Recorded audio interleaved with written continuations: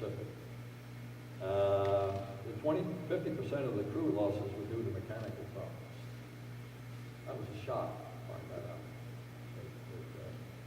but not surprising. Now, I mentioned we had 11-man crew. One of the things, to the extent possible, they selected people who were dual rated.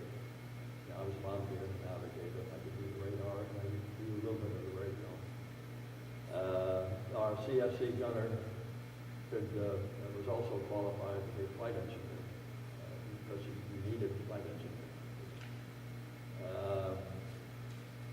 We had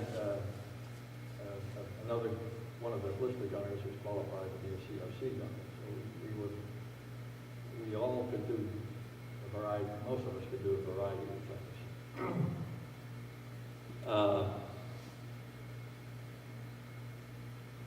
So we were very confident of, and those of you who've flown before, the crew, we were very dependent upon one another, and we were at least I was very confident of the qualifications of everybody on my crew. Good.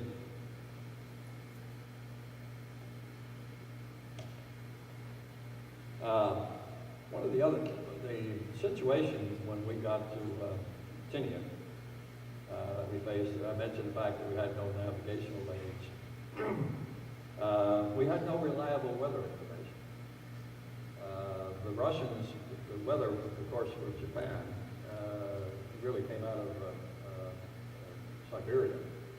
And the Russians were not cooperative and would not let us have any weather information. So we flew the early missions. We had some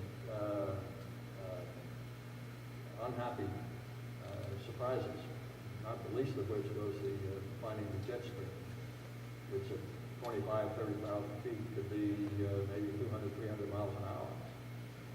And that meant that number one, the northern bomb site wasn't capable of accommodating crosswinds of anywhere close to that velocity.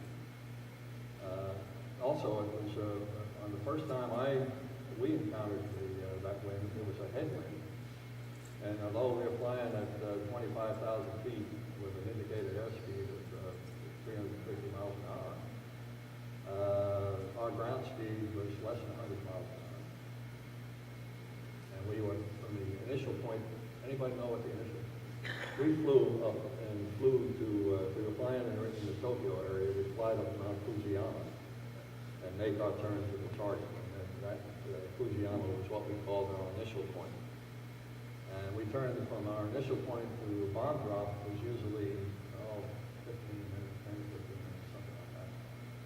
We were 45 minutes from the time we went on the bomb, turned on the bomb run, and the mission was a disaster. I can't talk to the boss, but we plane and it was terrible. They were popular.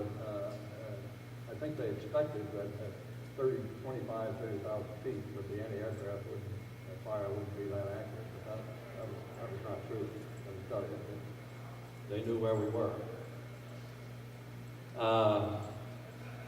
Also, we had no intelligence about targets, about anti-aircraft, where they were located in the anti-aircraft. Unlike Europe, in Japan, we had nobody on the ground providing intelligence. So I remember we didn't know a whole lot about the targets. We, in fact, didn't know where some of the targets were even initially. Not me, but top guys. We had no fighter protection until Iwo Jima came. Until Iwo Jima. So it was a lot of tough. I shouldn't say most. I'd say half the flights I flew were impacted somehow by weather, like high winds, or all of a sudden close in. On one day, I'll tell you about a something happened when the P-51s were on Iwo Jima.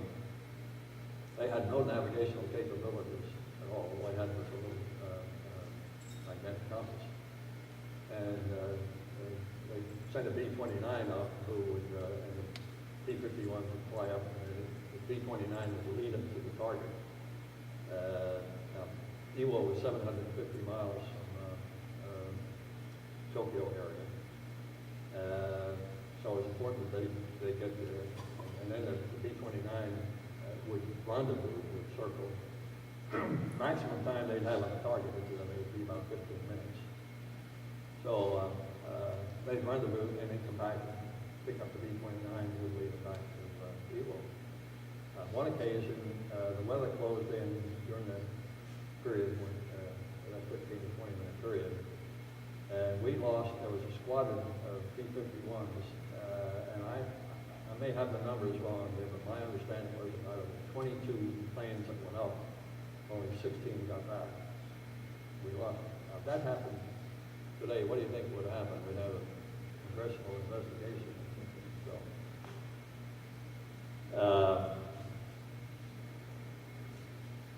I flew 3 types of missions. When I first got there, the missions were all traditional high altitude daylight, so-called precision missions, but as I think I mentioned, we weren't all that precise, given the weather conditions. And mainly we were dropping, we were right cyclone. We made our engines, 3350s. Same as that one. The engine on now built as a 3350. But anyway, we had 4 of them. And we were told that the maximum fuel efficiency was at sea level. So we would, on my initial missions, we flew, rendezvoused, and got in loose formation at 1,000 feet. And flew in loose formation at 1,000 feet for 7 hours. And then, again in formation, flew the bombing altitude and bombed the target. By the time, you think about it, you've flown in formation, all the pilots doing is jockeying the props constantly. So there's a wear and tear on the engines, it wasted fuel, and it sure played havoc with the pilots because they were puddles of water by the time we got to the top. It was hard work. But we did, that's the way we did it. And then we would drop bombs, excuse me, fly back individually. And we weren't, we were not, our record was very poor.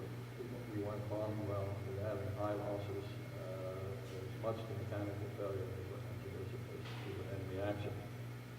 So we were not doing well, and morale was not good. You hate, take all those risks and not have any good results, and that's what the situation we were involved in.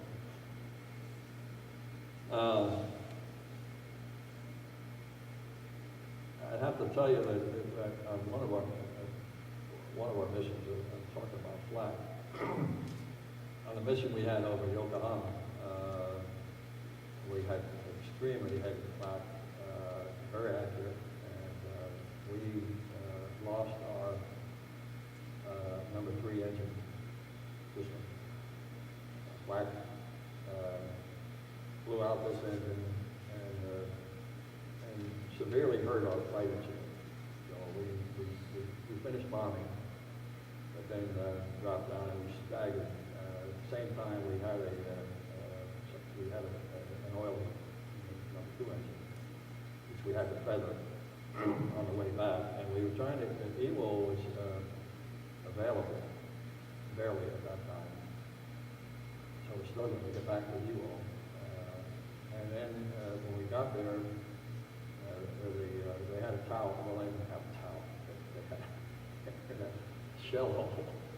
And we radioed, and they didn't want us to land. They wanted us to, they said, well, you can either bail out or ditch. I said, we can't do that. We're going to lose our flight. We couldn't stop.